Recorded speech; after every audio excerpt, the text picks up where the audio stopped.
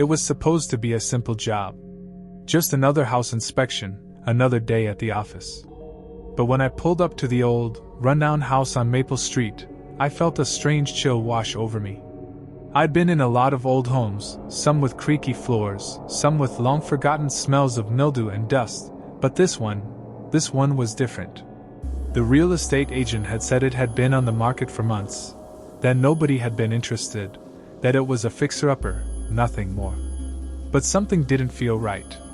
The air felt thick, like the house was holding its breath, waiting for something. I pushed the thought aside as I stepped out of my truck and grabbed my toolkit. The house looked abandoned at first glance, its wooden siding faded by years of neglect. A few windows were broken, others covered with yellowed curtains that fluttered slightly in the breeze.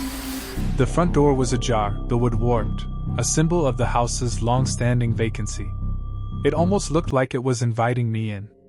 I walked up to the porch, the old boards creaking underfoot, and pushed open the door. Inside, the air was stale, the floors covered in a layer of dust.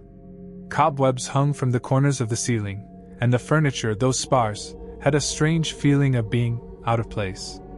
I took a deep breath, trying to shake the unease that was starting to gnaw at the edges of my mind. I had a job to do. This house wasn't going to fix itself. I started with the living room, inspecting the walls for cracks, checking the windows, making sure the electrical outlets worked. It was all routine stuff, nothing that would raise any alarms. But I couldn't ignore the odd feeling that clung to the air. As I moved through the house, my eyes kept drifting back to the basement door. It was cracked open, just enough for me to see the shadows that lay beyond it. I couldn't help myself. I had to see what was down there. I hesitated for a moment, standing at the top of the stairs that led down into the dark, cold space. Something in my gut told me not to go, but I dismissed it. It was just a basement, after all. Just a little clutter, maybe some old boxes.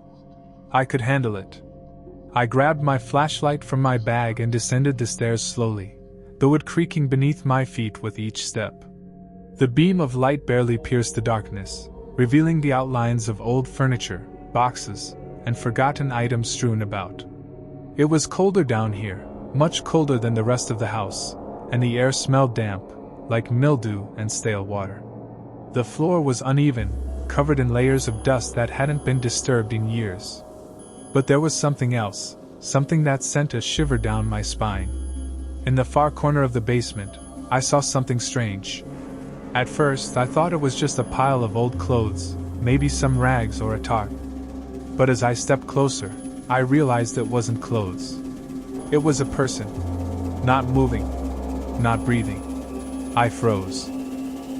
My heart pounded in my chest as my flashlight flickered. My mind screamed at me to leave, but my body didn't obey. I took another step forward, closer to the figure. It was a man, slumped in the corner, his body twisted at an unnatural angle. He was pale, his face gaunt and hollow, his eyes wide open but unseeing. There were marks on his neck, red, angry welts that looked like they'd been made by rope. A chill ran through me, and for the first time, I felt a real sense of fear. This was no ordinary abandoned house. This was the scene of something sinister. I stumbled back, nearly tripping over my own feet, and rushed to the stairs. But before I could make it up, I heard a noise. A soft creak, like footsteps. Someone was behind me. I spun around, my heart in my throat, but the basement was empty. I was alone. At least, that's what I thought. "Who's there?" I called out, my voice trembling slightly, even though I didn't want to show fear. Silence. Then, the air seemed to shift. The temperature dropped, and I felt an overwhelming sense of dread, like I was being watched by unseen eyes. The footsteps came again, closer now. I turned my flashlight back on, shining it around, but I saw nothing. The basement seemed impossibly still. Yet I knew I wasn't alone. I took a deep breath, steeling myself, and started back up the stairs.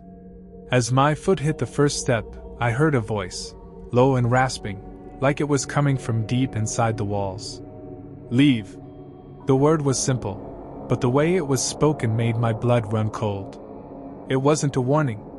It wasn't an invitation to escape. It was a command. I didn't hesitate this time. I bolted up the stairs, my feet pounding against the wooden steps as I rushed toward the door. As I reached for the knob, it rattled in my hand, as though someone, was on the other side, holding it shut. Panic surged through me. I yanked the door with all my strength, and it flew open. I stumbled into the hallway, gasping for air, heart racing. I didn't stop to look behind me. I couldn't. The house felt like it was alive, like it was closing in around me. I ran out the front door and into the yard, my legs burning with the effort, and didn't stop until I reached my truck. I slammed the doors shut and started the engine, my hands shaking as I gripped the wheel. My mind raced, trying to make sense of what had happened. The man in the basement, the voice. It didn't make sense. None of it did. I pulled out of the driveway, not daring to look back. The house loomed in my rearview mirror, its windows dark, silent. But I knew someone, or something, was still inside. Hours later, as I sat at home, trying to calm my nerves, I couldn't stop thinking about it. The man in the basement. His dead eyes. The way he had been positioned, slumped and discarded like a piece of trash. It wasn't just a robbery gone wrong. It wasn't some random act of violence. It was something more. Something calculated. I couldn't let it go. I had to know more. I called the police, told them what I had found. At first, they didn't believe me. They thought I was exaggerating, making up stories. But when I insisted, they agreed to check it out. It wasn't long before they found the body. It was exactly where I'd left it, just as I'd described. And the house? It was being investigated, not just for the murder, but for a long history of strange events, rumors of disappearances, of people who had lived there and never left. The police found a journal in the house, written by a man named Thomas Graves, the last person to own it. The entries were erratic, talking about voices in the walls, and a hidden room, and a dark purpose. Thomas Graves had been the one to die in that basement, his body a grim testament to whatever twisted history the house had harbored. The police didn't catch the person who had done it, at least not yet. But I knew one thing for sure: the house on Maple Street was no ordinary home. And as much as I wished I could forget it, I knew that the man who had done this was still out there, lurking in the shadows, waiting for his next victim. And I couldn't help but feel, deep in my bones, that I would not be the last to know what the basement below truly held.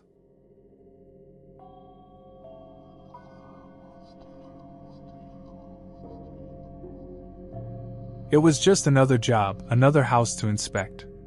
I had done it hundreds of times before, and I expected nothing out of the ordinary. But when I pulled up to the house on Maple Street, I felt something. It was subtle at first, like a whisper in the back of my mind. Something wasn't right. But I dismissed it. It was just an old house, probably filled with dust and broken windows, nothing I hadn't seen before.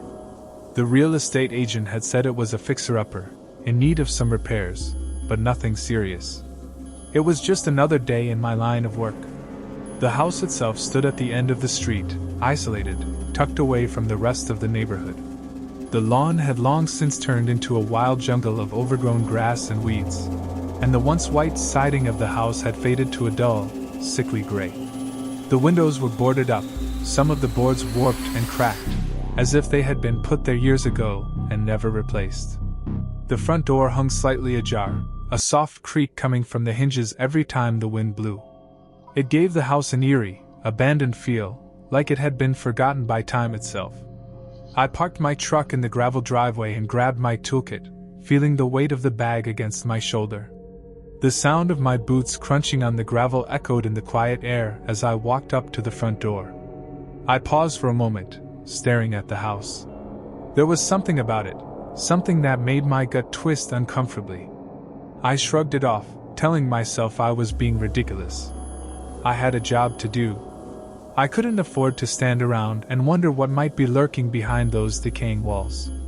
Pushing the door open, I was greeted by the smell of damp wood, mildew, and something else, something sour and rancid. The air inside was thick, stale, as if it hadn't been breathed in years. It was cold too, the kind of cold that seemed to seep into your bones. I stepped inside, the floorboards creaking under my weight. Dust swirled in the air, disturbed by my movement. It was exactly what I had expected, old, neglected, and in desperate need of repair. I moved through the house methodically, checking the walls, the windows, the plumbing, the electrical outlets. The living room was covered in old furniture, some of it draped in dusty sheets, others left uncovered, their cushions sunken from years of neglect. There were cobwebs in every corner, and the wallpaper on the walls had peeled away in strips, revealing the raw, crumbling plaster beneath. It all felt off. Not just abandoned, but forgotten. The house seemed to be holding on to something darker, something I couldn't quite put my finger on. I worked my way through the house, room by room. The kitchen was the worst, broken cabinets, a sink that hadn't been used in who knows how long, and a floor that was practically falling apart. But it wasn't until I reached the basement door that I felt it, the sensation of being watched. It was faint, almost imperceptible, like the hairs on the back of my neck standing up, but it was there. I stood in front of the basement door for a moment, staring at the dark space beyond. The door was cracked open, just a sliver, as if it had been left in a hurry. A chill ran through me, and I felt an instinctual pull toward it. I knew I shouldn't go down there. Every fiber of my being told me to turn around, to leave it alone. But curiosity got the better of me. I had to know what was down there. Grabbing my flashlight, I descended the stairs slowly, the old wood groaning beneath my feet. The basement was cold, colder than the rest of the house. I could see my breath in front of me, fogging up the air.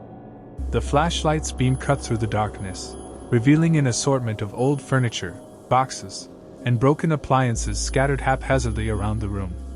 It looked like a storage space, nothing out of the ordinary. But there was something about the way everything was arranged that felt deliberate, like someone had placed it that way for a reason. I moved deeper into the basement, my footsteps echoing in the emptiness. The air grew thicker, the silence pressing in on me. And then I saw it, a figure in the corner of the room. At first, I thought it was just a pile of old clothes or rags, but as I got closer, I realized it was a body. A man, slumped against the wall, his arms hanging loosely by his sides. His face was pale, his eyes wide open and staring vacantly into the darkness. His clothes were torn, his body twisted in a way that seemed unnatural. There were marks around his neck, red, angry welts that looked like they had been made by a rope. I froze, my heart pounding in my chest. I took a step closer, my flashlight trembling in my hand. The man's eyes were unblinking, his mouth cracked open slightly as if he had been gasping for air before he died. His body was stiff, as if he had been dead for a long time. The air around him felt colder still, and I could taste the metallic tang of fear on the back of my tongue. I didn't know what to do. Should I call the police? Run out of the house and never look back? But as I stood there, staring at the body, I heard something, a soft rustling noise from the shadows behind me. I spun around, the flashlight beam cutting through the darkness, but there was nothing there. Just the oppressive silence of the basement. Then, the rustling came again, closer this time. It was followed by a soft, wet sound, like footsteps on the cold concrete floor.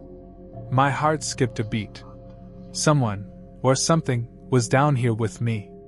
I stepped back, my breathing shallow. My flashlight flickered, casting erratic shadows on the walls.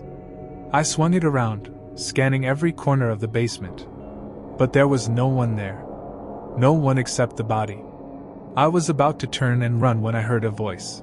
A low, gravelly voice that seemed to come from the very walls themselves. Leave. The word was simple, but it carried a weight that made my blood run cold. It wasn't a request. It wasn't even a command.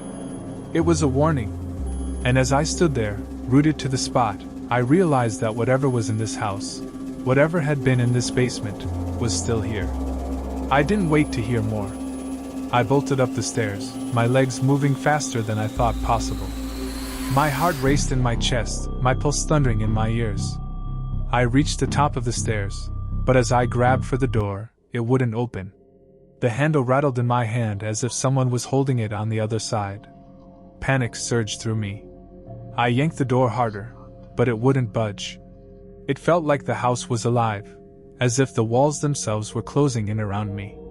I could hear the faintest of noises behind me, footsteps, soft but deliberate. Someone was coming closer.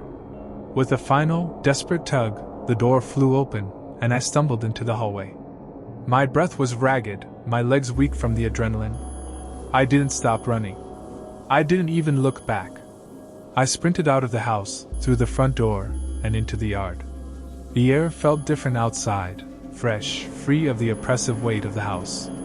I didn't stop until I was in my truck, my hands shaking as I fumbled for the keys. I started the engine, my eyes fixed on the rearview mirror, watching the house disappear into the distance. But I couldn't shake the feeling that I hadn't really left. That something was still there, watching me, waiting for me to come back. Hours later, I called the police. I told them what I had found, the body in the basement, the strange voice. They didn't believe me at first. They thought I was exaggerating, maybe even lying.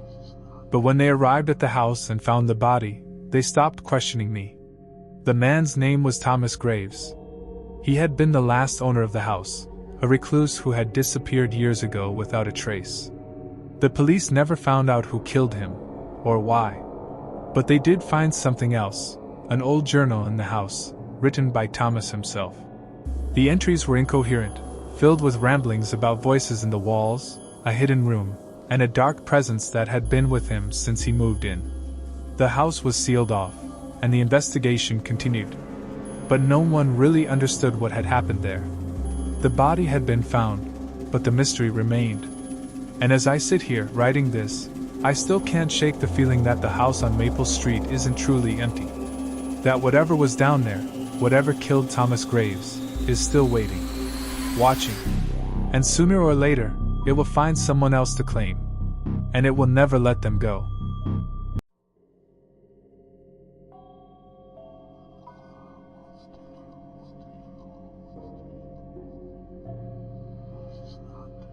It was a late autumn afternoon when I got the call. Another assignment, another house to inspect. My name's Jack, and I've been a contractor for over 15 years. Fixing up homes was my job, but after the amount of houses I've worked on, they all started to blend together. Bland, simple, with the same issues, leaky pipes, cracked walls, and outdated wiring. But this house, the one on Elm Street, was different. It was old, too old, and the kind of place you'd expect to see in a horror movie, the kind of place where you just know something bad happened. The real estate agent, a man named Roger, called me and described it as an estate left to decay for decades. It just needs some work, you know? Nothing too serious, he said, but there was something about the way he said it that didn't sit right. I didn't think much of it at the time. After all, it was just a house. What could go wrong?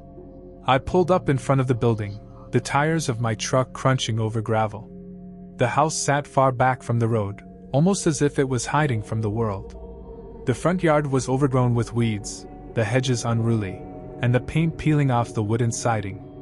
I grabbed my tools, locking the truck behind me as I approached the front door. The wind howled through the trees, the air crisp, almost unnaturally so. It sent a shiver down my spine, but I shook it off. I was a professional, after all. The door creaked open when I touched it, groaning like it hadn't been moved in years. Inside, the house was as cold as the air outside, and the smell hit me first. A musty, damp odor, mildew, old wood, and something I couldn't quite place. It made my stomach churn, but I pushed forward. It was just a house. It was just work. The interior was dark, dim lights seeping in through dusty, dirty windows. Everything was coated in a layer of grime. The floors creaked underfoot, the walls stained with age. It felt as though the house had not seen a single human being for decades, and that feeling stuck with me. It was unsettling, but I continued to survey the main room. The fireplace was cracked, the furniture abandoned and covered in sheets, untouched for years. I moved through the house, methodically checking each room, jotting down the repairs it would need. The kitchen was old, rusted appliances lining the counters, the cabinets hanging loosely on their hinges. It was clear the house had been left in disrepair, but nothing out of the ordinary. That is, until I reached the basement door. The basement door stood at the end of the hallway, its wood worn and faded, as though it had been used repeatedly. But there was something strange about it. The door was slightly ajar, and a cold draft of air seeped through the gap. I hesitated, my heart skipping a beat. The house was unsettling, yes, but I didn't want to jump to conclusions. It was probably just an old, musty basement. But the feeling of being watched grew stronger as I stood there. Curiosity got the better of me. I grabbed the flashlight from my toolkit and crept toward the basement door. As I pushed it open, the hinges let out a sharp squeal, and I stepped down into the darkness. The stairs creaked beneath my weight, the air growing colder with each step. I shone the flashlight ahead of me, illuminating the stone walls of the basement. The floor was littered with debris, old cardboard boxes, rusted tools, and broken furniture. But what caught my eye wasn't the mess, it was the smell. A deep, pungent stench that made my stomach twist. I felt my pulse quicken as I moved further into the room, the flashlight trembling in my hand. That's when I saw it. A man, lying motionless on the floor in the far corner of the basement.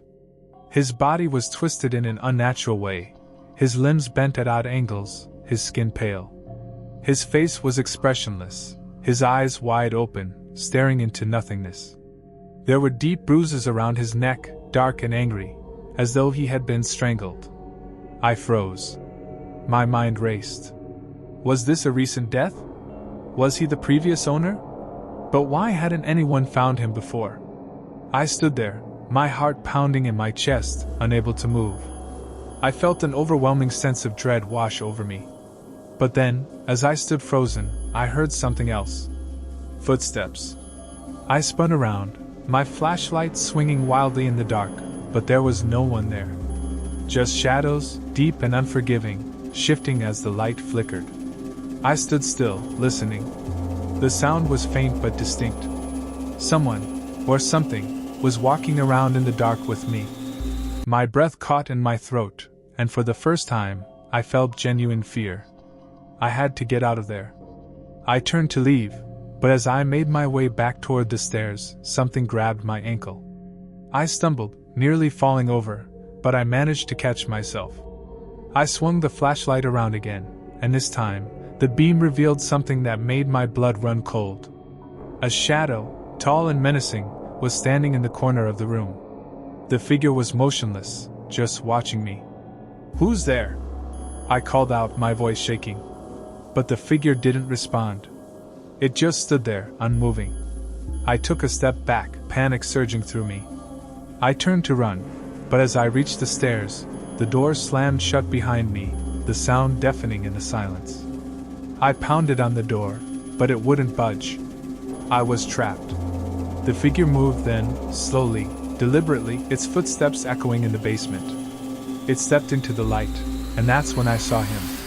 The man from the floor. But he wasn't dead. His eyes were alive, burning with an unnatural intensity, his body slowly shifting to stand upright.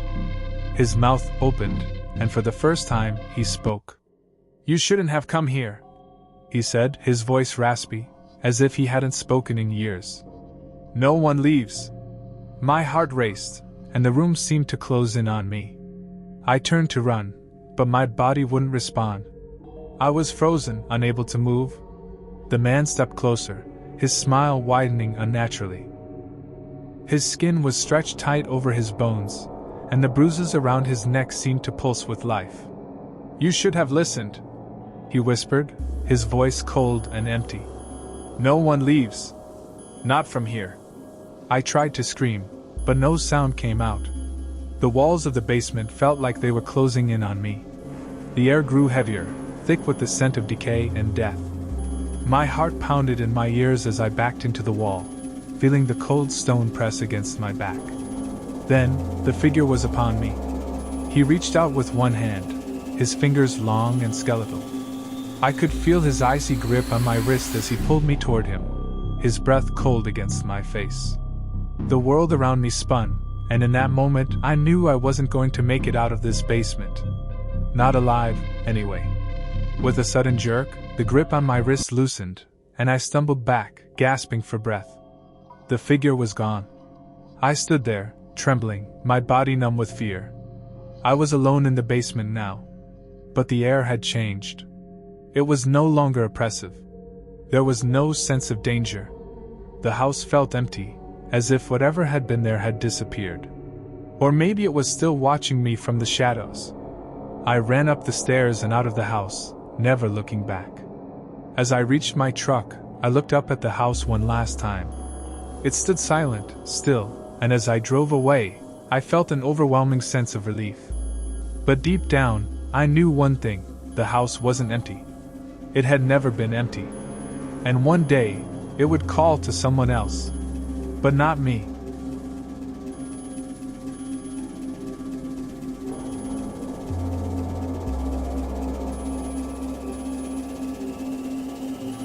Hey everyone, thank you so much for supporting this channel. It truly means a lot. As a broke college student editing all my videos on an Android phone, it takes a lot of effort to bring these stories to life. A laptop would help me create better content faster, so if you enjoy my work, please subscribe and share. Your support makes all the difference. Thank you so much.